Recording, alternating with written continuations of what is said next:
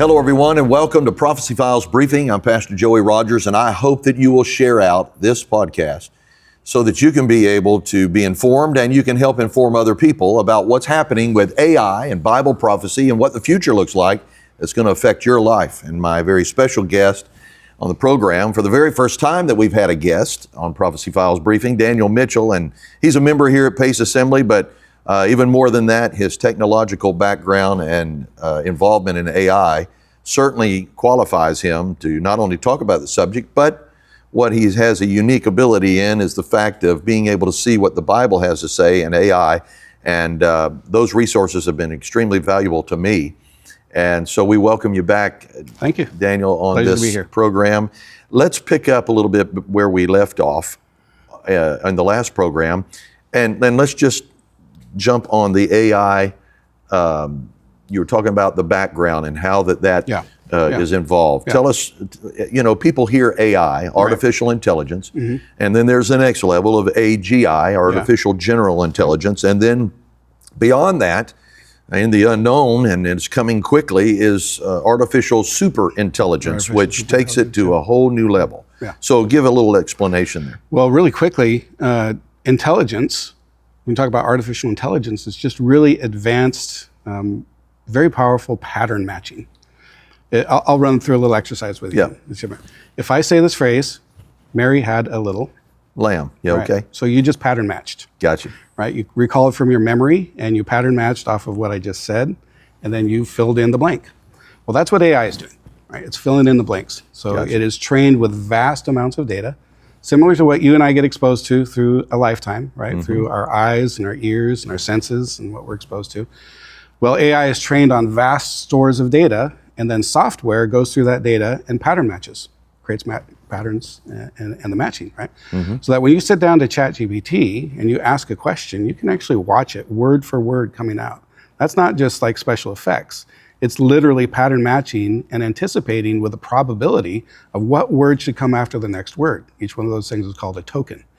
So that whole process is called inference, right? We know inferring what's going to happen next, right? Which is what you just did when I said Mary had a little.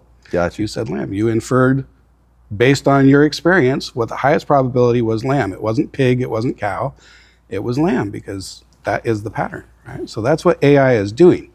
And we talked last episode about what are the implications of that on children and what we're doing on probably really in the broader side of society, right? So if you inject into that a corporate motivation to make money, then the programming has to do something to get people to start coming back. Right. So you put together pattern matching with a motivation to get people using it, right? Which is what Facebook and Twitter and TikTok and all those things are about, is maximizing usage to get people coming back for advertising dollars or whatever that motivation is. Right. So then you're going to code and you're going to program an AI to pander to people, right? Which is what we get in our Facebook feeds and TikTok to get people coming back, right? Through that pattern matching, people put in a question or ask for an interaction, and it's tuned to pander to the individual, right? To engage with them, to get them coming back for more. So for people that may not know this, tell me the difference between just surfing the internet and what you're talking about with AI. Sure. So you go to Google and you do a search. The algorithms behind Google, harvest a huge amount of data, and they pattern match as best they can to provide you with a list of potential areas where you can go and do your research, right? Right. And Google's the best at it, right? They won that war decades ago over Lycos and Spider Bing and these and others. everybody Yeah, else. right. Yeah. So they kind of won that war. The difference with AI is rather than just coming back with a list of resources that you go research yourself, it actually compiles a conversation, right, to have an interaction with you that is pulling that data, turning it into a conversational approach and a personalized approach to research and interaction. I think that's the key word there, a personalized approach. Yes. You punch it in on the internet, you get the website or whatever that it may be, the PDF that you can go and read. Yeah. You're having to do the next thing. Right. This is doing it for you. Yeah. and bringing it to your plate. And then if you want to modify that, you ask it the next question, and and now everybody's seeing that on their AI generated answers, even when they Google up at the top of the page. Gemini exactly. Kicks in. Yep. So with that in mind, we talked a little bit about the effect of AI and the Industrial Revolution over a period of 150 years, where we now have come from horse and buggy all the way up. And everything seems to, once another invention comes in, there's something, that it changes society. Yeah. This has been said, and I've heard it, read it, and I know that you have too, over and over again. The difference between this revolution with artificial intelligence and what has been in the past with the light bulb and, whatever. Tractors. This is vastly different. All the way around. Expound on that a little bit. Well, we touched on the previous technology revolution, industrial revolution, was really about increasing productivity around human labor, right? And where the AI revolution is about increasing productivity around human knowledge workers, right? And so the impact of that, and you talk about timelines a little bit if you talk about the industrial revolution over 150 years. And what we're anticipating, that same level of impact, which completely changed the world, right? Think about that. Right. Think about population booms, think about medicine, think about transportation, the think car, about whatever. Globalization, right? Was actually possible now through the internet and where we've come. 150 years or so in there. And we're talking about the level of change and impact happening through AI over 10 to 15 years. The biggest issue with that is that the human psyche, the human brain, the human soul is not prepared or tuned to be able to handle that much time compressed, that much change compressed into that much time. And that's where there's a lot of folks that are talking about AI, and a lot of folks that are talking about AI's effect and job loss and all that, and we've talked a little bit about that.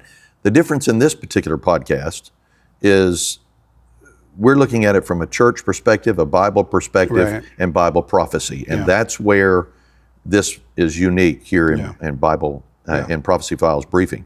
So let's go there a little bit. The effect on the church, the effect on ministry, whatever. Let's talk a little bit about that. Right. So the practical impact and effect of AI in our society will be job loss. Right. And so how does that impact the church? Internal, and then our community. Right. Because we're here to serve our communities. That's right. Right.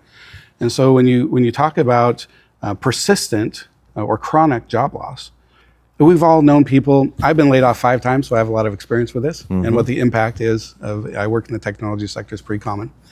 And I know what it is personally, to lose a job, to be struggling financially. Your faith is stretched and pushed and pulled in all sorts of different directions. Right. And we could go there. But if you start talking about that on a community level, what do you do when you have 10% or 15 or 20% of your congregation that's chronically unemployed? What happens out in the world? And hey, listen, the world is not in condition right now to handle this. No, they're not. We're going into this discombobulated already. That's right. And so the next level of that, if we're talking about chronic unemployment, mass chronic unemployment, what does that mean to the human soul? Right? What does it mean when we're built and we're designed to work? Like God gave us a job straight out of the garden. Right.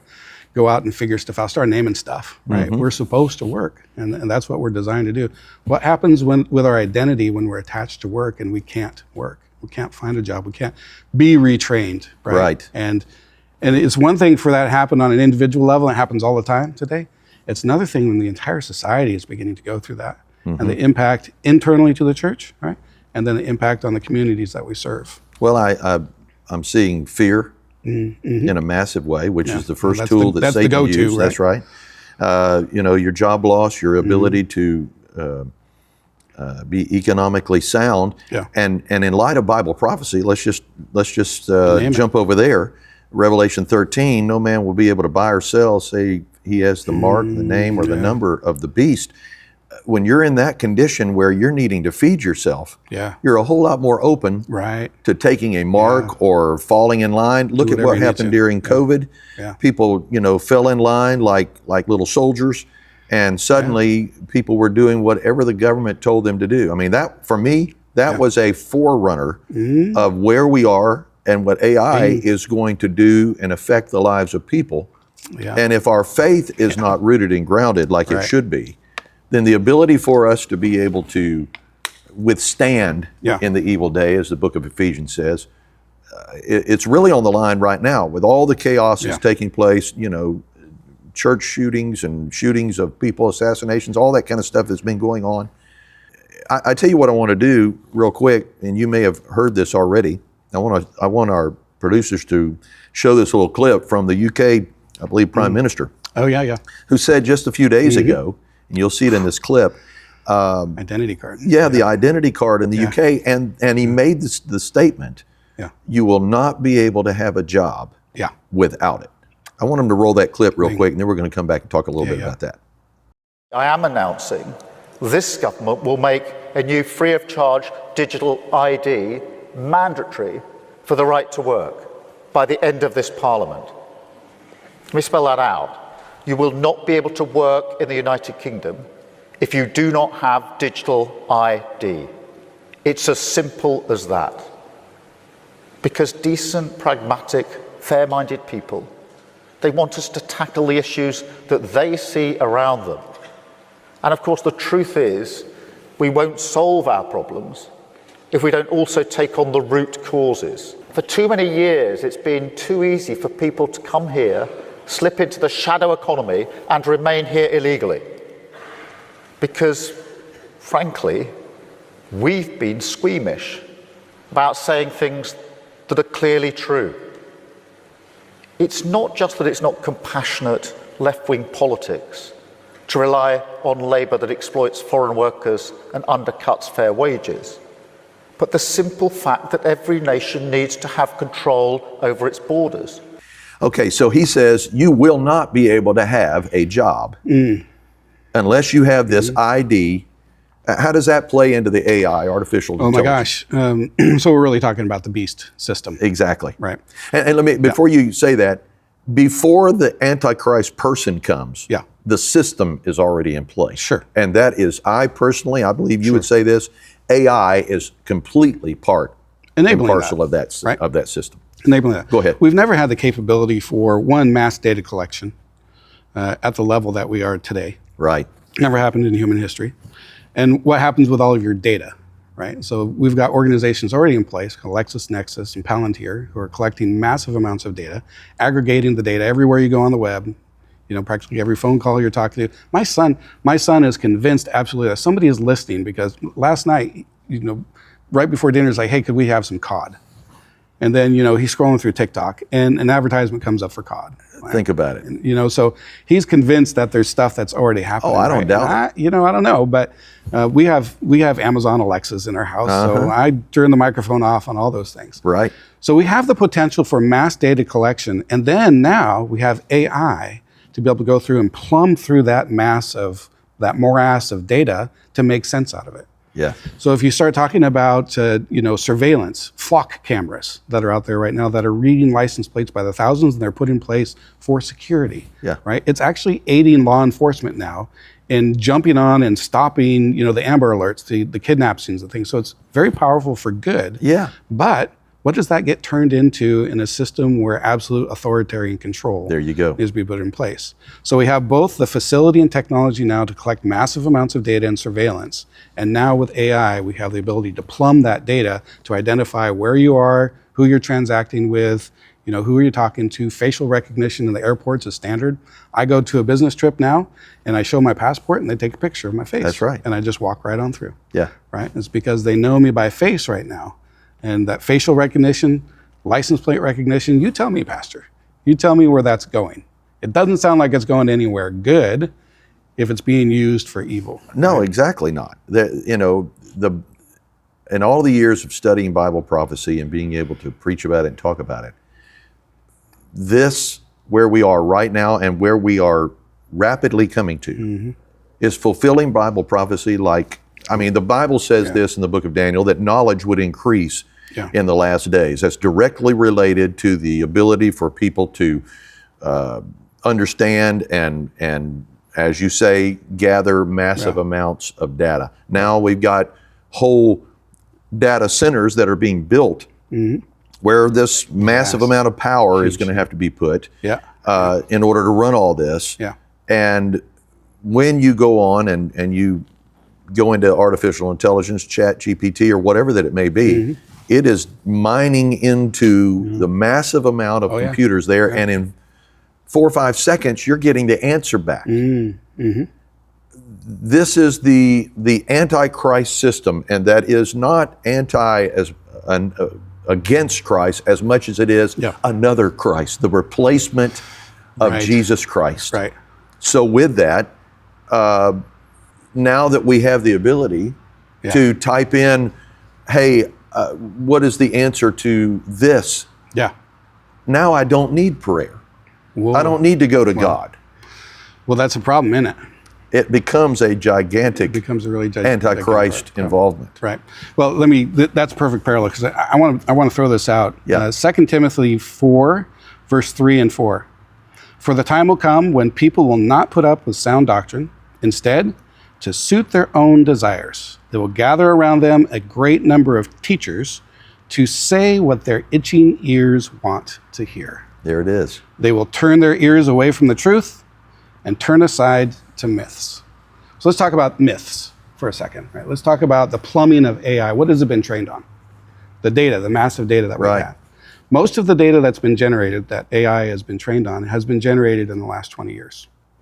Right? Think about that. Right? Before we got to the internet in the late 90s, right, there wasn't a lot of data, not nearly the amount of data. We're talking about Googleplex's worth of data. I won't even go to what a Googleplex is, but right, even beyond that, in the last 20 years, what do we know about the data that we see on the internet? Well, it's mostly secular. It doesn't come from a Judeo-Christian worldview. Right. It's some of it's neutral. A lot of it is anti-Christ, right, that you see floating around. Well, this is the data that AI has been trained on, right? And so you compile that together with what AI is trained to do, which is pander to you when you're interacting with that, and you end up with 2 Timothy 4, 3 through 4. The teachers having itching teachers. ears. Yeah. And how many teachers, how many NVIDIA computer chips are in those data centers? Millions. Yeah. Tens of thousands, hundreds of thousands, millions globally in those data centers, right? Every one of them is a teacher. That's exactly And right. what are they teaching when you're interacting with ChatGPT?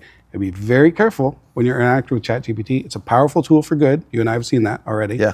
Right? But you have to be aware of where is that data coming from.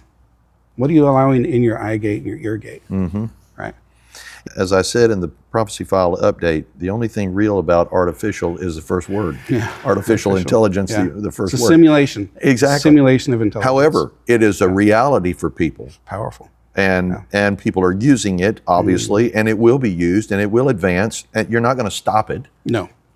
The question is, how does it relate to Bible? How can you see what's happening with AI as it relates to Bible prophecy, the fulfillment of it? Well, I asked you when we were in your office, I said, Pastor, I look at this and what's coming and the lack of safety controls that are being programmed into this. And I asked you, I said, Pastor, I don't know how we make it out of this alive.